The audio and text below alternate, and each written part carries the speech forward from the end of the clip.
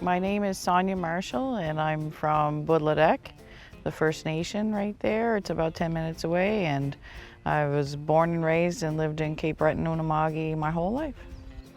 I worked for Parks Canada at the St. Peter's Canal. My job is a lock operator and a bridge operator. We open the locks here for people who want to transit into the lake.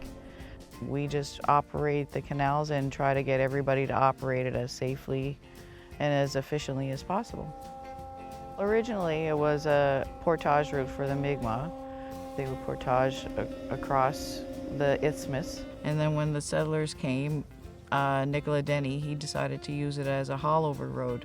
So they would take the ship and haul it over on wooden skids using horse or ox.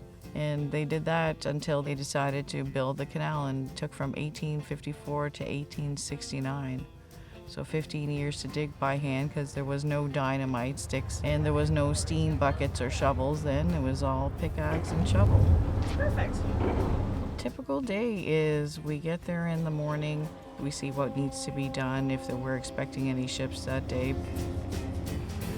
Walk them through, and anything that's over 22 feet needs a bridge swing, so we'll swing the bridge as well. And the whole process takes about 25 minutes max. I think of the machinery as really important machinery, and I take it very seriously. I love operating the locks and the bridge, and I love talking to the visitors as well.